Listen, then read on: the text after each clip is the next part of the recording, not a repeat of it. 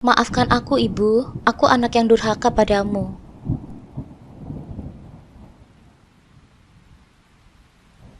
Assalamualaikum sahabat curhatku. Terima kasih sudah datang ke channelku ini. Untuk yang sudah subscribe, semoga rezekinya dilancarkan ya. Amin ya robbal alamin.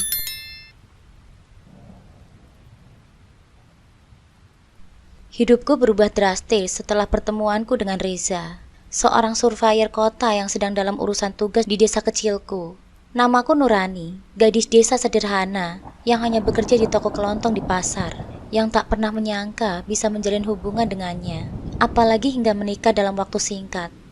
Namun di balik kebahagiaan, terselip rasa canggung, keraguan, dan luka yang perlahan membangun tembok di antara aku, ibuku, dan kehidupanku yang baru.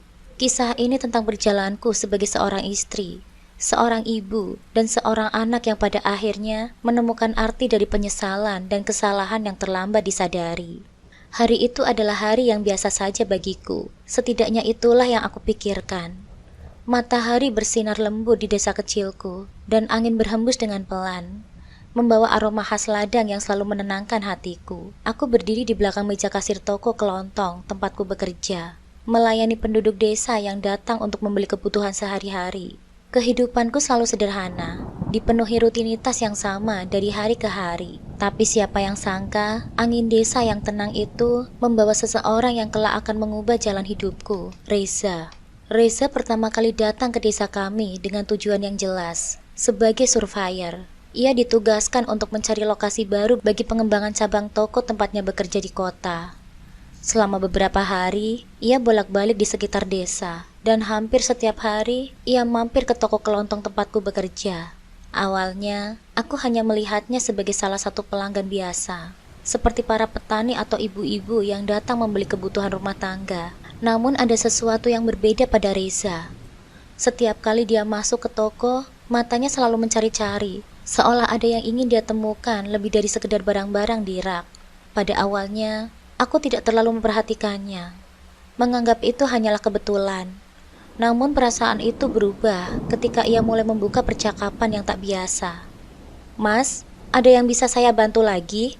tanyaku dengan sopan suatu hari, saat ia berdiri di depan meja kasir dengan hanya sebotol air mineral di tangannya. Reza tersenyum, senyum yang hangat dan bersahabat. "Enggak kok mbak, cuma mau tanya aja, kalau malam di desa ini masih ramai enggak?" Aku mengerutkan dahiku, tidak sepenuhnya memahami apa yang dia maksud. Apakah ia berbicara tentang desa atau tentang sesuatu yang lain? "Ya, kadang masih ramai mas. Kadang masih ada beberapa yang beli di sini. Memangnya kenapa mas?" tanyaku sambil tersenyum kecil. Reza tertawa pelan. "Oh, nggak apa-apa kok. Cuma aku merasa desa ini tenang banget. Dan orang-orangnya juga ramah-ramah seperti mbak ini."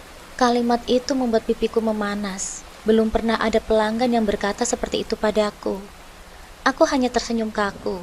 Tidak tahu harus menjawab apa. Rasanya canggung. Tapi di saat yang sama, ada sesuatu yang menenangkan di dalam hatiku. Hari demi hari, Reza semakin sering mampir ke toko. Jika awalnya ia hanya membeli barang-barang kecil seperti air atau cemilan, kini ia lebih sering datang hanya untuk mengobrol. Terkadang, ia bertanya tentang desa, tentang kehidupan masyarakat, tradisi dan hal-hal lain yang nampaknya sederhana namun seperti menarik bagiku. "Kamu tinggal di sini sejak lahir ya?"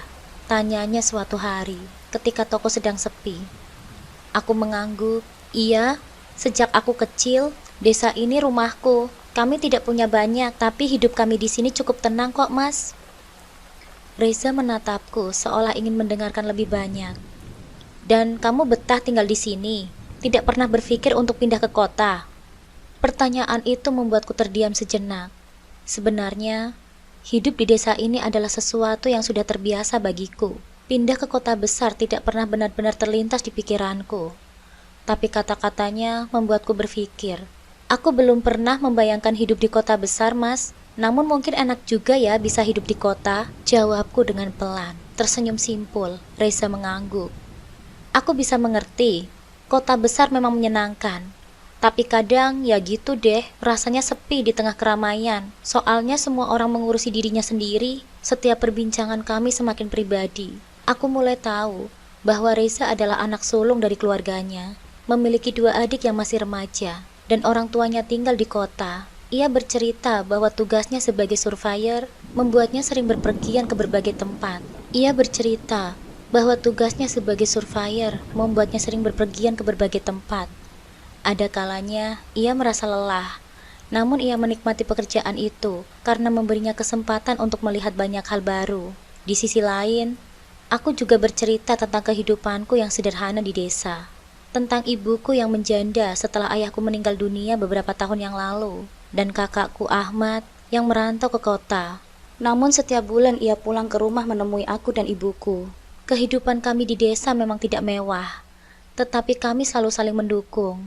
Percakapan kami tidak hanya membuatku lebih mengenalnya, tetapi juga membuatku merasa dilihat, diperhatikan. Reza membuatku merasa spesial, seperti ada sesuatu dalam diriku yang berharga, meskipun hidupku nampak sederhana. Dan entah bagaimana, dalam waktu yang singkat, perasaan itu tumbuh menjadi sesuatu yang lebih. Tak terasa, hampir seminggu berlalu, Reza mulai menyelesaikan pekerjaannya di desa. Namun sebelum ia pergi, ada satu hal yang tidak terduga terjadi. Suatu sore yang tenang, saat toko hampir tutup, Reza datang lagi. Kali ini ia tidak membawa daftar belanjaan atau bertanya tentang barang-barang yang dijual.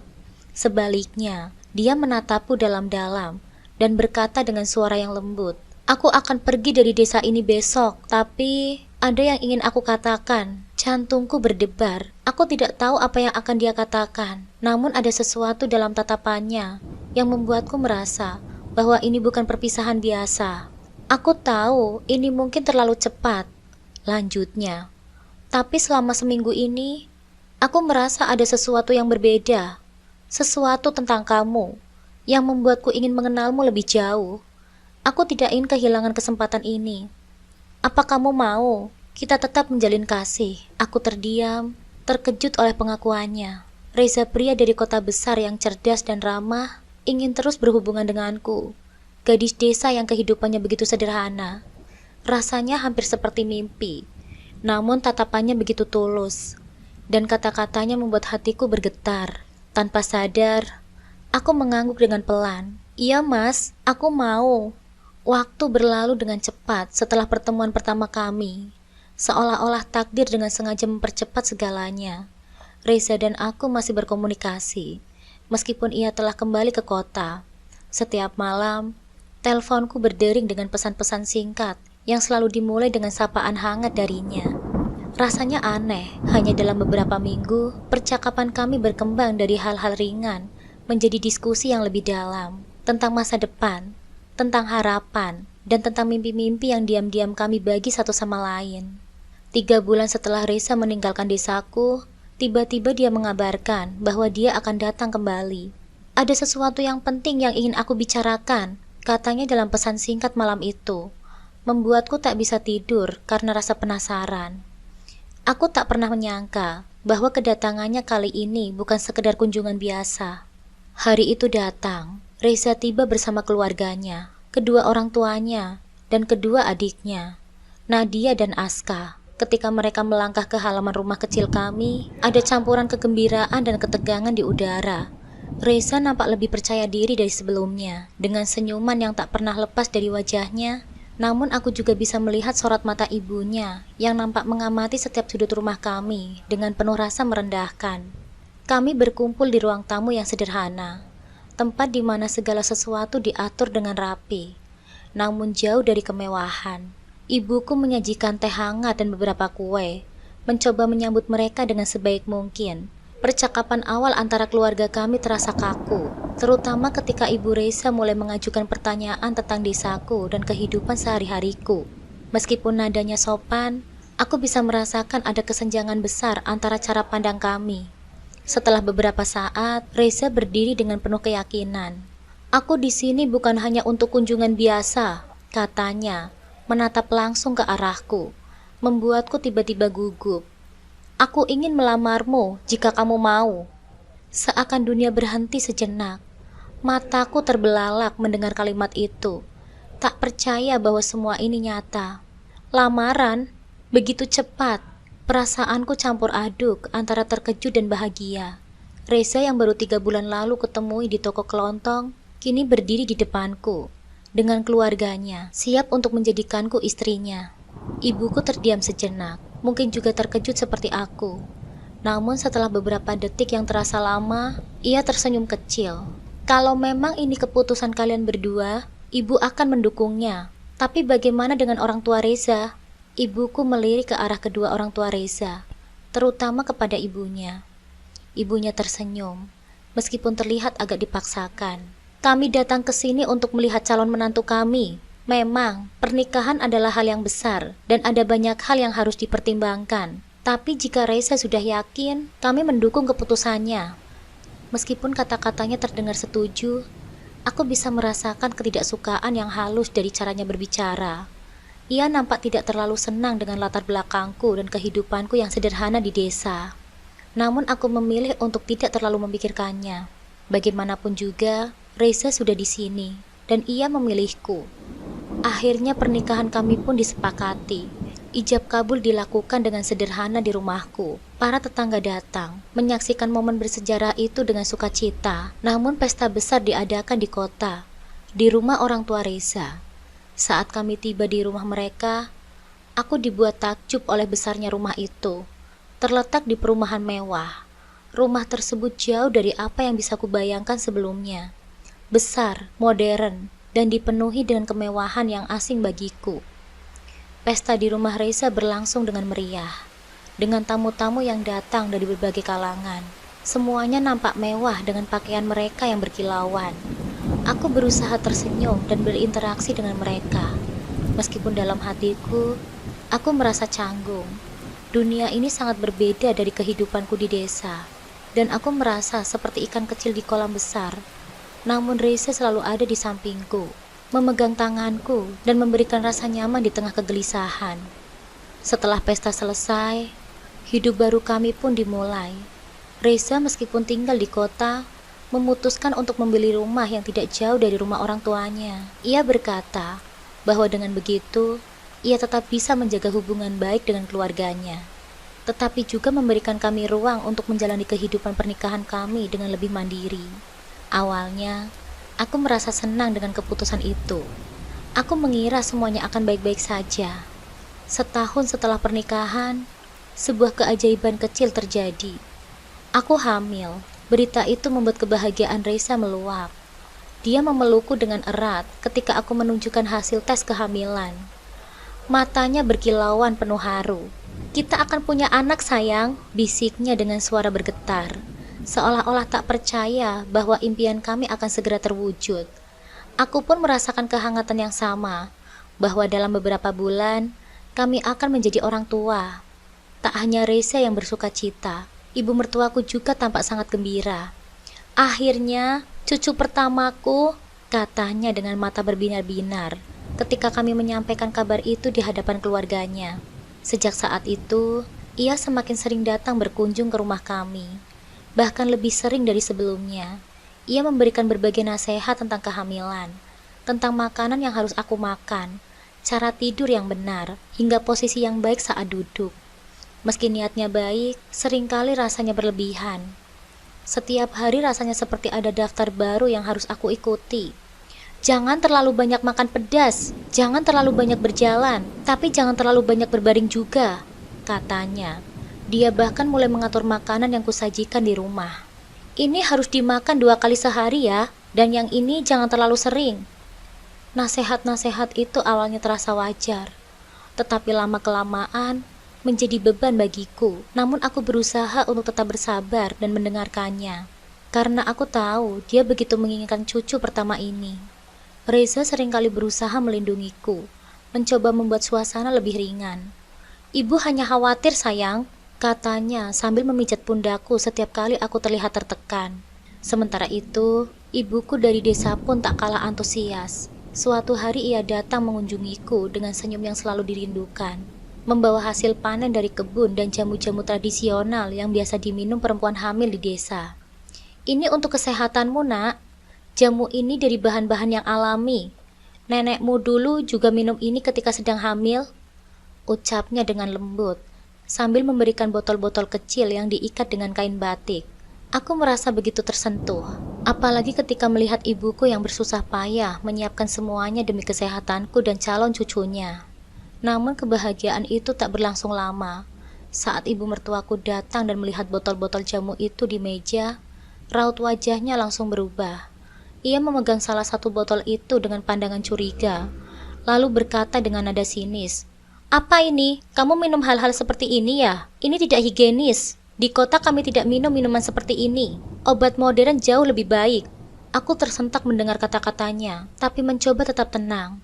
"Ini jamu dari ibu saya, Bu, di desa. Kami biasa meminum ini, katanya bagus untuk kesehatan ibu hamil." Namun ibu mertuaku mengabaikan penjelasannya. Dengan gerakan cepat, dia membuka botol itu dan mencium isinya sebelum akhirnya membuangnya ke tempat sampah. Tanpa sedikit pun mempertimbangkan perasaan ibuku yang saat itu ada di ruangan yang sama. Aku melihat wajah ibuku yang pucat. Jelas sekali dia merasa tersinggung, meskipun ia mencoba menutupi kesedihannya. Matanya terlihat berkaca-kaca, tapi seperti biasa, ibuku selalu memilih diam. Dia hanya tersenyum kecil, seolah-olah mengatakan bahwa semuanya itu tidak masalah. Hatiku hancur melihat itu. Aku tahu betapa besar cinta dan perhatian yang diberikan oleh ibuku melalui setiap botol jamu yang ia buat sendiri. Namun aku tak mampu melawannya. Di satu sisi, aku sangat menghargai ibuku. Namun di sisi lain, aku juga tak ingin membuat situasi semakin rumit dengan ibu mertua. Aku terjebak dalam dilema. Aku tak tahu harus melakukan apa. Dalam hatiku, aku ingin berteriak, membela ibuku, tapi mulutku terasa terkunci. Reza yang datang tak lama setelah kejadian itu, melihatku duduk termenung di dapur. "Ada apa, sayang?" tanyanya dengan nada khawatir. Aku hanya menggeleng, tak ingin memperbesarkan masalah. Meski dalam hatiku, aku berharap dia menyadari apa yang terjadi dan melakukan sesuatu untuk meredakan ketegangan ini. Hari-hari berlalu dengan kehadiran ibu mertuaku yang semakin sering. Setiap kali ia datang, rasanya ada perasaan tak nyaman yang merayap di hatiku. Meski aku tahu, ia menginginkan yang terbaik untuk cucunya. Kadang tindakannya terasa terlalu mendominasi, membuatku kehilangan kendali atas kehamilanku sendiri. Tak hanya itu, sikapnya yang seringkali merendahkan tradisi dan kebiasaan keluargaku, membuat hubungan kami semakin renggang. Meski aku berusaha memahami bahwa ia berasal dari latar belakang yang berbeda. Tetap saja, perasaan tersinggung dan tidak dihargai terus menghantui. Aku ingat kata-kata ibuku ketika hendak pulang ke desa. "Nak, jangan terlalu dipikirkan ya. Ibu mertuamu memang begitu, dia sayang sama cucunya. Kamu hanya perlu sabar dan kuat." Ibu selalu memberikan kekuatan melalui kata-katanya yang sederhana. Meski aku tahu di balik senyum itu, dia terluka. Dalam kesendirianku, aku sering merenung. Apakah perbedaan ini akan selalu ada? Apakah aku harus terus menerima tanpa bisa bersuara? Setiap malam, ketika aku dan Reza berbaring di tempat tidur, aku ingin sekali membicarakan semua ini dengannya, tentang bagaimana perasaanku yang tertekan. Tapi setiap kali aku hendak membuka mulut, ada perasaan takut. Takut memperburuk keadaan, takut dianggap terlalu sensitif, takut menimbulkan konflik yang lebih besar. Kehamilanku berjalan dengan lancar, tapi beban emosional yang semakin berat terasa menggerogoti kebahagiaanku. Di satu sisi, aku merasakan kegembiraan yang luar biasa menanti kehadiran anak pertama kami. Di sisi lain, ada ketegangan yang terus mengintai. Ketegangan yang tak hanya berasal dari hubungan dengan ibu mertua, tetapi juga dari perasaan bersalah terhadap ibuku. Aku tahu, kelahiran bayi ini akan menjadi awal dari banyak hal baru dalam hidup kami. Namun aku juga menyadari bahwa ada banyak hal yang harus dihadapi dan diselesaikan sebelum kebahagiaan itu benar-benar kurasakan sepenuhnya. Tapi untuk saat ini, aku hanya bisa berharap bahwa waktu akan meredakan segalanya, bahwa suatu hari nanti, hubungan kami akan baik-baik saja, dan aku bisa berdiri sebagai ibu yang kuat tanpa harus merasa terjepit di antara dua dunia yang berbeda. Setelah 9 bulan yang penuh harapan dan kegembiraan, akhirnya Rafa anakku lahir. Ketika mendengar tangis pertamanya di ruang bersalin, semua rasa lelah dan cemas seakan sirna. Reza berada di sisiku, memegang tanganku erat dengan air mata haru yang mengalir di pipinya. "Terima kasih ya sayang, kamu luar biasa," bisiknya penuh kasih. Di saat itu, aku tahu bahwa kehidupan kami telah berubah selamanya. Rumah kami ini dipenuhi dengan kebahagiaan. Rafa dengan kulitnya yang halus dan tangisannya yang merdu menjadi pusat perhatian semua orang. Reza begitu bangga sebagai seorang ayah. Tak henti-hentinya menatap Rafa dengan penuh cinta. Dia mirip sekali dengan kamu, katanya setiap menggendong Rafa. Dan ibu mertua, dia tak kalah gembira. Kegembiraan mendapatkan cucu pertamanya tampak menghilangkan semua sikap kerasnya selama ini. Setidaknya untuk sementara. Setiap hari dia datang ke rumah kami dengan membawa berbagai perlengkapan bayi dan nasihat yang tak ada habisnya. Ibu mertuaku bahkan menawarkan untuk tinggal sementara di rumah kami agar bisa membantu merawat Rafa. Meski hatiku sedikit berontak dengan tawaran itu, aku tak punya pilihan lain selain menerimanya. Aku tahu, dalam budaya keluarga besar suamiku, tinggal bersama saat ada bayi baru lahir adalah hal yang lumrah. Tapi bagi diriku sendiri, rasanya semakin sulit. Aku merasa semakin jauh dari ibuku, terutama karena kehadiran ibu mertua yang ingin selalu merawat Rafa. Namun aku mencoba mengesampingkan perasaanku demi ketenangan keluarga. Beberapa bulan berlalu, dan Rafa tumbuh menjadi bayi yang sehat dan aktif. Reza semakin sibuk dengan pekerjaannya, sementara aku lebih banyak menghabiskan waktu di rumah bersama ibu mertua. Ketegangan yang dulu sempat mereda, perlahan kembali muncul, terutama karena kehadiran ibuku yang kembali datang dari desa untuk menjenguk cucunya. Ibuku datang dengan senyum dan kehangatan yang biasa dia bawa. Membawa oleh-oleh dari desa seperti buah-buahan segar dan baju rajut yang ia buat sendiri untuk Rafa. Namun seperti biasa, ibu mertuaku tak bisa menahan diri untuk merendahkan semuanya. Buah-buahan dari desa? Aduh, itu kan bisa mengandung banyak kuman, ucapnya dengan sinis, sambil menatap oleh-oleh ibuku dengan cemas. Baju rajut seperti ini juga terlalu kasar untuk kulit Rafa. Kami punya banyak baju bayi berkualitas di sini. Tak perlu seperti ini. Aku merasakan perih di dalam hatiku. Tapi seperti biasanya, aku memilih diam. Aku tahu ibuku terluka mendengar komentar-komentar itu. Tapi ia hanya tersenyum kecil, seolah tak ingin memperburuk suasana. Namun ibuku tak bisa menghindar dari kemarahan ibu mertuaku yang semakin menjadi-jadi. Pada suatu hari, saat ibuku tanpa sengaja menggendong Rafa hanya sejenak dengan penuh kasih sayang, tiba-tiba ibu mertuaku datang dan melihat kejadian itu. Wajahnya memerah dan tanpa basa-basi, ia menghampiri dengan marah. "Apa yang kamu lakukan? Rafa masih sangat kecil. Kamu tidak boleh sembarangan menyentuhnya," bentak ibu mertuaku dengan nada tinggi. Ibuku terlihat kaget dan langsung menurunkan Rafa dari gendongannya. Suasana semakin panas ketika ibu mertuaku melanjutkan. "Lagi pula, kamu kan batuk-batuk dari tadi. Bagaimana kalau Rafa tertular?" Aku tahu batuk ibuku hanya batuk ringan. Mungkin karena kelelahan setelah perjalanan panjang dari desa.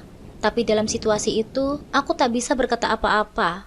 Bahkan ketika ibu mertuaku melangkah lebih maju, mendorong ibuku hingga hampir terjatuh. Aku hanya berdiri terpaku, rasanya ada yang mengunci mulutku, membuatku tak mampu membela ibuku yang diperlakukan tidak adil. Di sudut hatiku, aku merasa hancur. Aku tahu ibuku pasti terluka, tapi aku tak punya keberanian untuk membela atau melawan ibu mertuaku. Dengan suara lirih, aku mendekati ibuku dan berkata, "Maaf ya Bu, mungkin ibu sebaiknya pulang saja, nanti aku yang akan menghubungi ibu lagi." Ibuku menatapku dengan mata yang penuh kesedihan. Tapi ia tak berkata apa-apa, hanya senyum tipis yang ia berikan sebagai jawaban. Lalu ia pamit dengan tenang. Namun aku tahu, di balik keheningan itu, ada luka yang dalam. Perasaan bersalah mulai menyelimutiku, tapi aku mencoba mengabaikannya dengan harapan semua ini akan mereda. Sejak kejadian itu, ibuku tak pernah datang lagi ke rumah kami. Aku juga tak pernah menghubunginya. Mungkin karena rasa malu, mungkin juga karena aku tak tahu harus memulai dari mana. Kehidupan sehari-hari berjalan seperti biasa, tapi ada kekosongan di dalam hatiku yang tak bisa kujelaskan. Rafa tumbuh dengan sehat, dan ibu mertuaku terus mengawasi setiap langkahku sebagai ibu. Tapi bayangan ibuku terus menghantuiku. Aku tahu ada bagian dari diriku yang hancur karena membiarkan jarak itu semakin melebar. Hari demi hari berlalu, dan meskipun kebahagiaan menyelimuti rumah kami dengan kehadiran Rafa, di sudut hati kecilku, aku merasakan sedih yang tak pernah benar-benar hilang. Aku bertanya-tanya, apakah aku telah menjadi istri dan ibu yang baik? Apakah aku terlalu takut menghadapi konflik, hingga akhirnya merelakan hubunganku dengan ibuku sendiri? Aku mencintai Reza, mencintai Rafa, tapi di dalam hatiku, aku merasa kehilangan sesuatu yang tak pernah tergantikan, hubungan dengan ibuku yang selalu menjadi sumber kekuatan bagiku. Aku hanya bisa berharap, suatu hari nanti, aku akan punya kesempatan untuk memperbaiki semuanya. Tapi untuk saat ini, aku hanya bisa menjalani hari-hari dengan harapan bahwa waktu akan menyembuhkan luka yang telah kubuat. Hubunganku dengan ibuku semakin jauh seiring waktu berlalu. Awalnya, aku selalu merasa ada alasan yang kuat untuk menunda kunjungan ke desa. Entah karena Rafa sedang sakit, atau karena ada keperluan mendesak di kota. Namun dalam hatiku, aku tahu semua itu hanyalah alasan yang kuperkuat dengan dukungan dari Reza dan ibu mertuaku. Setiap kali Mas Ahmad, kakakku, menelpon dan memberitahukan tentang kabar kesehatan ibuku yang menurun, aku selalu mengatakan hal yang sama. Nanti ya Mas, aku belum bisa sekarang. Rafa lagi gak enak badan. Alasan yang selalu sama, baik oleh mereka ataupun diriku sendiri. Ibu mertuaku kerap mengingatkanku untuk fokus pada Rafa. Kesehatan Rafa adalah yang utama. Anak kecil itu daya tahannya masih lemah. Jangan sampai kamu tertular dari orang-orang yang sakit. Kalimat itu terus terngiang di telingaku, menguatkan keputusan untuk tetap tinggal dan merawat Rafa. Sementara ibuku di desa semakin lemah, Reza juga mendukung keputusan itu. Nanti saja kalau Rafa sudah sembuh, ibumu pasti mengerti kok, katanya sambil menenangkan hatiku. Aku terpengaruh, lupa bahwa aku juga seorang anak. Lupa bahwa aku memiliki tanggung jawab untuk berada di sisi ibuku saat dia membutuhkanku. Namun rasa bersalah yang perlahan tumbuh mulai menghantui pikiranku. Setiap kali mendengar kabar dari Mas Ahmad bahwa kondisi ibuku semakin memburuk, hatiku selalu gelisah, tapi aku tidak pernah bertindak dengan cepat. Aku terus menunda, hingga 2 hari sebelum kabar duka itu datang, Mas Ahmad menelpon lagi. Kali ini dengan nada yang lebih mendesak. Dek, Ibu terus memanggil-manggil namamu dan nama Rafa. Tolong segera pulang ya. Ibu kelihatannya semakin lemah. Suaranya terdengar cemas. Di saat itu, Rafa memang sedang demam ringan. Dan seperti biasanya, ibu mertuaku menasehatiku dengan tegas. Jangan gegabah, pergi ke desa dengan Rafa yang sedang sakit bukan ide yang baik. Kamu hanya memperburuk keadaan. Fokus saja di sini. Reza seperti biasanya mendukung pandangan ibunya. Sayang, kita tunggu Rafa sembuh dulu ya. Aku tahu kamu khawatir, tapi lebih baik kita jaga Rafa dulu. Aku terdiam, hati kecilku berontak. Tapi seperti biasa, aku memilih untuk menurut. Aku tidak pernah membayangkan bahwa keputusan itu akan menghancurkan diriku seumur hidupku. 2 hari kemudian, kabar duka itu datang. Mas Ahmad menelponku dengan suara bergetar.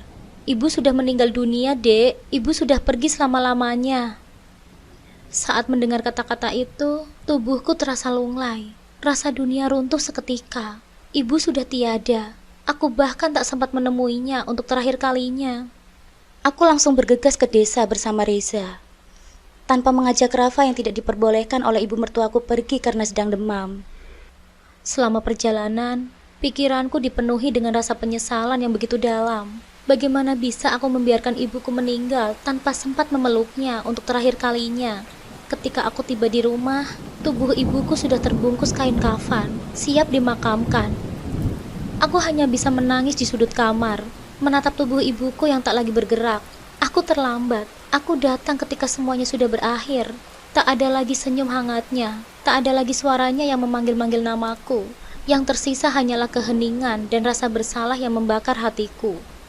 Setelah pemakaman ibuku, Mas Ahmad memanggilku dan menunjukkan sesuatu yang membuat hatiku semakin remuk. Di sudut kamar ibuku, ada beberapa barang yang ibuku siapkan untuk Rafa. Sebuah sepeda kecil yang ia beli dengan susah payah dari hasil menabung. Beberapa mainan kayu yang ia buat sendiri, dan buah-buahan segar dari kebunnya yang sudah ia kumpulkan. Ibu ingin memberikan semua ini untuk Rafa. Dia bilang, Ini adalah tanda kasih sayangnya, kata Mas Ahmad dengan nada lembut. Aku menatap barang-barang itu, merasa begitu bersalah. Ibu terus memikirkan cucunya hingga akhir hayatnya. Sementara aku terlalu sibuk dengan urusanku di kota. Air mataku tak bisa kubendung lagi, merasakan penyesalan yang mendalam. Betapa aku telah mengabaikan ibuku, wanita yang telah merawatku sejak kecil, hanya demi menuruti ibu mertuaku dan suamiku. Aku terlalu buta untuk melihat betapa pentingnya kehadiranku di sisi ibuku di saat-saat terakhirnya. Maafkan aku, Ibu, isaku di depan makamnya. Aku terlalu bodoh. Aku seharusnya ada di sisimu. Seharusnya aku tidak mendengarkan orang lain. Tapi kata-kata itu sudah terlambat. Ibuku sudah tiada, dan tidak ada yang bisa mengembalikan waktu. Penyesalan itu akan terus menghantui hidupku. Aku sadar betapa aku telah kehilangan sesuatu yang sangat berharga, dan tidak ada yang bisa menggantikan kehadiran seorang ibu. Sejak saat itu, ada kekosongan di hatiku yang tak pernah bisa terisi. Meskipun Reza dan Rafa selalu ada di sisiku, ada bagian dari diriku yang hancur dan tak bisa diperbaiki. Jarak yang terbentang antara aku dan ibuku selama ini akhirnya menghancurkan segalanya, dan aku hanya bisa berdoa. Semoga suatu hari nanti aku bisa memaafkan diriku sendiri. Saat kembali ke kota setelah pemakaman ibuku, ada kekosongan besar di dalam hatiku yang tak pernah kurasakan sebelumnya. Setiap kali melihat Rafa, wajah ibuku terbayang-bayang. Wajah ibuku terbayang-bayang. Rasanya seolah-olah setiap tawa dan senyuman Rafa adalah cerminan cinta yang ibuku tak sempat saksikan. Waktu berlalu, namun penyesalan itu tetap mengendap di dalam pikiranku, menghantui setiap langkahku. Aku mulai menyadari betapa besarnya pengorbanan ibuku selama hidupnya, dan betapa aku telah gagal sebagai seorang anak. Hari-hariku dipenuhi dengan perasaan bersalah, tidak hanya karena aku kehilangan ibuku, tetapi juga karena aku telah mengabaikan cinta dan pengorbanannya yang selama ini ia berikan. Aku tidak bisa lagi menyalahkan keadaan atau orang lain. Pada akhirnya, aku sendiri yang membuat keputusan untuk menjauhkan diri dari ibuku, dan akibatnya adalah kesedihan yang kini mengikuti kemanapun aku pergi. Akhirnya aku memutuskan bahwa aku tidak bisa membiarkan perasaan ini terus menggerogoti diriku. Suatu malam, setelah Rafa tertidur, aku memanggil Reza untuk berbicara. Aku tahu ini saatnya bagiku untuk terbuka dan jujur, untuk mengungkapkan semua perasaan yang selama ini kusimpan rapat-rapat. Mas Reza, aku ingin bicara tentang mendiang ibuku, Mas, ucapku. Suaraku bergetar. Reza menatapku dengan kebingungan, namun ia mendekat dan duduk di sebelahku. Aku tahu, ibu sekarang sudah tiada, tapi aku tidak bisa menghilangkan rasa bersalah ini. Aku merasa selama ini aku terlalu menuruti kalian. Aku menjauhkan diriku dari ibuku, dan sekarang aku tidak pernah bisa memperbaiki itu. Reza terdiam sejenak. Ia mungkin tidak pernah benar-benar memahami betapa dalamnya luka yang aku rasakan. Sayang, kamu gak perlu merasa bersalah. Waktu itu kita hanya mencoba menjaga Rafa. Kita gak tahu kalau saat itu ibu akan meninggal dunia. Aku tahu, tapi aku seharusnya bisa lebih berani mengambil keputusan sendiri.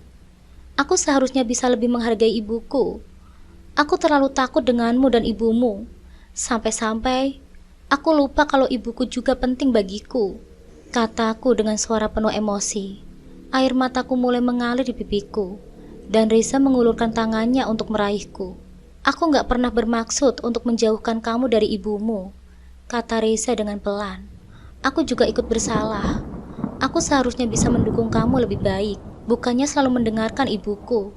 Maafkan aku, sayang. Malam itu, kami berbicara panjang lebar. Untuk pertama kalinya, Reza benar-benar mendengar perasaanku, dan dia mulai menyadari bahwa sikapnya selama ini, meskipun tidak sengaja, telah ikut menyumbang pada jauhnya hubungan antara aku dan ibuku. Kami berdua menangis bersama, merasakan beban yang telah lama menekan hati kami perlahan terangkat. Namun bukan hanya dengan Reza aku harus berhadapan. Ibu mertuaku, yang selama ini mengatur begitu banyak hal dalam hidup kami, juga harus kutemui. Hari berikutnya, aku memberanikan diri untuk berbicara dengannya. Awalnya aku khawatir akan reaksi ibu mertuaku. Namun aku tahu, ini adalah langkah yang penting. Ibu, aku ingin bicara soal ibu kandungku, Bu. Ibu mertua menatapku dengan tatapan yang sulit kubaca. Apa yang ingin kamu bicarakan? Bertanyanya dengan tenang. Selama ini, aku merasa bersalah, Bu. Aku menyesal tidak berada di sisi ibuku saat dia sakit. Aku terlalu sibuk mendengarkan nasihat ibu tentang Rafa. Sampai-sampai, aku melupakan tanggung jawabku sebagai anak. Ibu telah banyak membantu, tapi aku juga punya keluarga sendiri yang perlu aku perhatikan. Ucapku sambil menatapnya penuh harapan. Ibu mertuaku terdiam, mungkin terkejut mendengar ketegasanku kali ini. Namun akhirnya, dia menghela nafas panjang. Kamu memang benar, mungkin aku terlalu ikut campur, tapi aku hanya ingin yang terbaik untuk Rafa. Aku tahu, Bu, aku sangat menghargai semua bantuan ibu selama ini. Tapi aku ingin belajar untuk lebih adil dalam hidupku. Aku ingin Rafa mengenal kedua keluarganya, tidak hanya keluarga dari pihak Mas Reza. Jawabku. Meski awalnya nampak berat, ibu mertuaku perlahan mulai memahami posisiku. Baiklah, kalau itu yang kamu inginkan, katanya dengan singkat. Sejak percakapan itu, aku mulai lebih sering berkunjung ke desa. Meski ibuku sudah tiada, aku merasa setiap sudut rumah di desa menyimpan kenangan yang hangat. Dan Rafa harus mengenal akar keluarganya dari sana. Aku membawanya ke kebun yang dulu sering dirawat oleh ibuku, menunjukkan tempat-tempat di mana aku dibesarkan. Rafa mungkin belum sepenuhnya mengerti, tapi aku ingin dia tumbuh dengan mengetahui dari mana keluarganya berasal. Hidup terus berjalan. Meski rasa penyesalanku atas kehilangan ibuku tidak pernah sepenuhnya hilang, aku belajar untuk memaafkan diriku sendiri. Kini aku berjanji untuk tidak mengulangi kesalahan yang sama. Rafa adalah pengikat bahwa cinta keluarga tidak hanya berasal dari keluarga baru yang kita ciptakan, tapi juga dari akar yang telah menumbuhkan kita. Dan dengan itu, aku berusaha menjadi istri, ibu dan anak yang lebih baik untuk keluargaku sekarang, dan untuk mengenang keluarga yang telah pergi. Di setiap perjalanan kami ke desa, aku merasakan kehadiran ibuku, seolah-olah ia masih ada, mengawasi dari kejauhan. Tersenyum bangga karena aku akhirnya menemukan jalan pulang, meski aku bukanlah anak yang baik untuknya.